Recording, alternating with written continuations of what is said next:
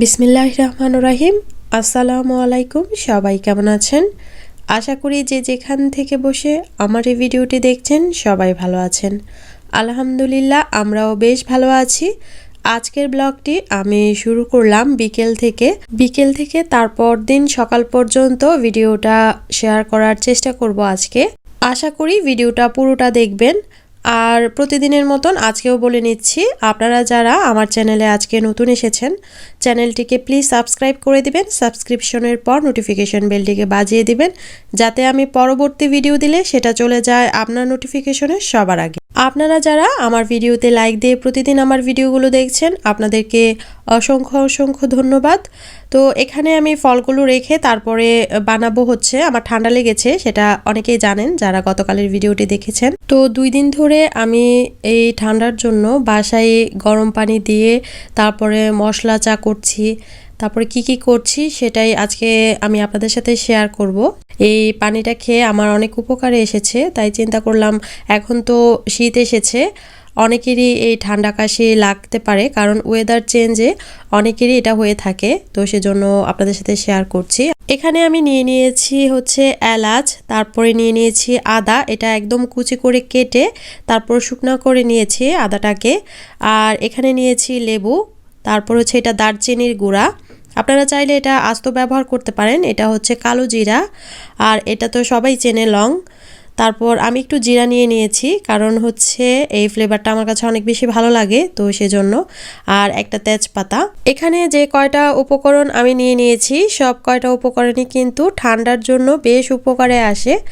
আর ঠান্ডার জন্য তো মধু অনেক বেশি উপকার, এখানে মধু নিয়ে নিয়েছি আর হচ্ছে টি ব্যাগ নিয়ে নিয়েছি, কারণ রং চার মধ্যে আমার কাছে এভাবে চা দেওয়ার থেকে টি ব্যাগ চাগুলো যেগুলো আছে সেগুলো দিলেই ভালো লাগে, রংটা বেশ সুন্দর আসে সেজন্য। তো এখানে আমি 2 রকম করে করব, তো আপনারা অবশ্যই পুরো ভিডিওটা দেখবেন তাহলে বুঝতে পারবেন কিভাবে করে করেছি আমি। এখানে প্রথমে আমি এগুলো একটা পাত্রে নিয়ে নিয়েছি, নিয়ে তারপরে আমি এগুলোকে ভালো করে জাল করে তারপরে এগুলোর যে ফ্লেভার বা গুণাগুণ এগুলো পানিতে নিয়ে আসব। তো এখন আমি এগুলো ভালো করে জাল দিব। তো চুলায় বসিয়ে দিচ্ছি লেবু, তারপরে মধু আর হচ্ছে টি ব্যাগটা আমি একদম লাস্ট দিক দিয়ে দিব। তো এই তো গরম হয়ে গেছে, অনেকক্ষণ ধরেই গরম করে তারপরে এখন এগুলো আমি ছেঁকে নিব। আমি এখানে 2 ভাবে করব, যারা চা পছন্দ করেন না আমার মতন, আমি যেমন চাটা পছন্দ করি না, তো সেজন্য আমি এখানে 2 ভাবে করে নিচ্ছি, কারণ চাটা খেলে একটু ভালো ঠান্ডার মধ্যে, তো সেজন্য আমি চায়ের একটা করে নিব আর হচ্ছে আলাদা এই মশলা পানি আরেকটা করে নিব, তো 2 ভাবে করে নিব। তো এখানে আমি পানিটাকে এখন ছেঁকে তারপরে এটাকে 2 ভাগ করে নিব পানিটাকে, যেহেতু আমি 2 ভাবে এই পানীয়টা করছি, তো সেজন্য। গতকাল আমার অনেক বেশি গলা ব্যথা এবং ঠান্ডা লেগেছিল, আর গতকালের তুলনায় আলহামদুলিল্লাহ আজকে অনেকটা ভালো লাগছে। প্রায় 2 দিন ধরে এই আমি পানিগুলো খাচ্ছি, তো সেজন্য। তো আজকে একদম বলতে গেলে আমার ঠান্ডাটা প্রায় শেষই হয়ে গেছে, আর হয়তো বা 1 দিন বা 2 দিন খেলে তারপর পুরোপুরি শেষ হয়ে যাবে। তো প্রত্যেক বছরই দেখা যায় এরকম ওয়েদারটা চেঞ্জ হলে ঠান্ডাটা লাগে, কারণ যখন বাইরে বের হই তখন আবহাওয়াটা একটু ঠান্ডা থাকে, আর বাসায় আসলে থাকে একটু গরম, তো সেজন্যই আসলে ঠান্ডাটা লেগে যায়। আর তাছাড়া আমি একটু ঠান্ডা পানিও ধরেছিলাম, সেজন্য হয়েছিল ঠান্ডাটা। তো যাই হোক, এখানে আমি যে আলাদা করে নিয়েছি, ছেঁকে নিয়েছি আর কি, নিয়ে তারপরে এখন আরেকটা পাত্রে আলাদা করে নিব এই পানিটা। তো আমি টি ব্যাগটা দিয়ে করব অল্প একটু, কারণ আমার অত চা খেলে ঘুম আসে না, তো সেজন্য আমি এখানে চায়ের যেটা সেটা করব অল্প, যাতে আমি 1 বার বা 2 বার খেলে শেষ হয়ে যায়। তো রামিসার আব্বুও খাবে সেজন্য একটু বেশি করেই করেছি। তো যাই হোক, এখানে টি ব্যাগটা দিয়েছি, তারপরে এর মধ্যে আমি দিব লেবু আর মধু। এই মধু আর লেবু ঠান্ডার জন্য, তারপরে গলায় যদি কফ জমে সেটার জন্য অনেক বেশি উপকার। আর এখানে যতগুলো ইনগ্রেডিয়েন্ট দিয়েছি সবগুলো অনেক বেশি ভালো, যেমন কালিজিরাটা কিন্তু অনেকে দেয় না, কিন্তু কালিজিরা হচ্ছে আমরা সবাই জানি যে সব রোগের মহা ওষুধ। কালিজিরাটা আপনারা অবশ্যই ব্যবহার করতে চেষ্টা করবেন। আর আমার ঠান্ডা লাগার পর থেকে আমি শুধু ভাত দিয়েও কালিজিরাটা খাচ্ছি আস্ত, মানে ভাতের মধ্যে একবারে নিয়ে নিচ্ছি, তারপর কিছু রান্না করলেও কালিজিরাটা দিয়ে দিচ্ছি। আর শুধু পানিটা পান করলেই হবে না, আমার কাছে মনে হয় খাবারও একটু চেঞ্জ করতে হয়। যেমন সকালবেলা আমি ব্রেড দিয়ে, যখন নর্মাল সময় ছিলাম ব্রেড দিয়ে দেখা যেত নুতেল্লা খেতাম বা পিনাট বাটার খেতাম, কিন্তু ঠান্ডা লাগার পর থেকে আমি মধু দিয়ে ব্রেড খাই। আর তারপর আবার দুপুরবেলা হচ্ছে আমি একটু সর্ষা দিয়ে, মানে সর্ষা বাটা দিয়ে ভাত খাওয়ার চেষ্টা করি। তো 2 দিন ধরে এরকমই করছি। তো আপনারাও চেষ্টা করবেন যদি ঠান্ডা লাগে তাহলে খাবারের মেনুটাও চেঞ্জ করে দিতে, তাহলে দেখা যাবে তাড়াতাড়ি উপকার আসবে আর কি। কারণ আমার 2 দিনে আলহামদুলিল্লাহ অনেকটাই ভালো হয়ে গেছি আমি। তো এই তো এটা হচ্ছে চায়ের, তো এগুলো আমি ফ্লাক্সে ভরে রেখে দিব, কারণ এটা একবারে খাবো না, একটু পরপর খাবো। আর ওই পানিটা হচ্ছে ওইটাও আমি ফ্লাক্সে ভরে রাখবো। তো নর্মাল পানি না খেয়ে এই মশলা পানিটাই খাবো সারাদিন, তো সেজন্য ফ্লাক্সে ভরে রাখছি। মশলাটা কিন্তু এই যে মশলাগুলো দিয়েছি সেই মশলাগুলো প্রত্যেকটা এক একটার গুণাগুণ আছে, তো সেজন্যই আর কি। তো এই যে চায়ের যেটা, সেটা আমি ফ্লাক্সে ভরে রাখছি আগে, কারণ চা হচ্ছে একটু পরপর খাওয়া লাগে, একবারে আসলে খাওয়া যায় না, তো সেজন্য। আর মশলা পানিটাও এখন আমি এই যে কেতনিতে ভরে নিব আর একটু পরপর খাবো। তো শীতে দেখা যায় কি পানির তৃষ্ণা খুব কম পায়, তো দেখা যায় আমরা অনেক সময় পানি খাই না, মানে তৃষ্ণা না পেলে তো পানি খাওয়া ওটা মনে থাকে না অনেকের। তো এরকম ভরে রাখলে সামনে থাকলে কিন্তু একটা খাওয়ার ইচ্ছা জাগে আর কি, তো সেজন্য আমি এগুলো সামনেই রাখি। তো যাই হোক, তারপর বিকেলবেলার দিকে, বিকেলবেলা না ঠিক সন্ধ্যার দিকে রামিসার আব্বু বাইরে গিয়েছিল, তো রামিসার জন্য ফ্রেঞ্চ ফ্রাই নিয়ে এসেছে।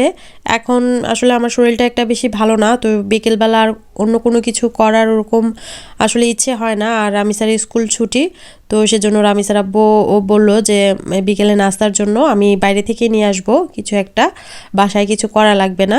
এমনিতে রামিসা বাসায় না থাকলে কিন্তু বিকেলের নাস্তা বা সকালের নাস্তা ওরকম আমি করি না, মানে বাসায় বানাই না আর কি। তো যে পানীয়টার কথা বললাম যে ঠান্ডা লাগলে ওটা, এখন তো ওয়েদারটা আমাদের দেশেও চেঞ্জ হচ্ছে, আর ইতালিতে তো অনেক আগেই চেঞ্জ হয়ে গেছে, তারপরেও দেখা গেছে আমি আমার ভুলের কারণেই ঠান্ডাটা লেগেছে। আমি বরফের যে মাংস, এটা আমি গতকাল বলেছি, সেটা খুলতে গিয়ে আসলে আমার ঠান্ডাটা লেগে গেছে। এখন যখন এই ঠান্ডাটা পড়ে তখন আসলে অনেকটা সাবধানেই থাকতে হয়। ফ্রেঞ্চ ফ্রাইটা আজকে অনেক বেশি ভালো লেগেছে অন্য সময় থেকে, কারণ আজকে অন্য একটা ক্যাচআপ এনেছে। আমার ঠান্ডা লেগেছে সেজন্যই ওই সরিষা আর রসুন, তারপরে আরও অনেক কিছু এখানে দেওয়া আছে নাকি, তো ওখান থেকে জিজ্ঞেস করে তারপরে সরিষা দিয়ে যেটা ক্যাচআপ মানে সস তৈরি করে সেটাই এনেছে, তো বেশ ভালো লেগেছে। আর ঠান্ডা লাগলে অনেক সময় বেশি ঠান্ডাটা লেগে গেলে তাহলে মুখের মধ্যে কিন্তু কোনো কিছুই মানে স্বাদ পাওয়া যায় না আর কি, দেখা যায় যেটাই খাই সেটাই একটু অন্যরকম লাগে। তো সারাদিন আসলে এরকমই লেগেছে, তারপরেও বিকেলবেলা ভালোই লেগেছে এই সসটা দিয়ে ফ্রেঞ্চ ফ্রাইটা খেতে। তো যাই হোক, তারপর আমি আর রাতে ভিডিও করিনি কোনো, তারপরের দিন সকালবেলা আমি ভিডিওটা কন্টিনিউ করেছি, কারণ রাতে আর কি ভিডিও করব, ওরকম কোনো কিছুই আর করা হয়নি। আর ইতালির পরিস্থিতি দিন দিন অনেক বেশি খারাপ হচ্ছে, আক্রান্তের সংখ্যা 30,000-এর উপরে, 31,000-এর উপরে বেড়ে গেছে, এরকম হয়েছে।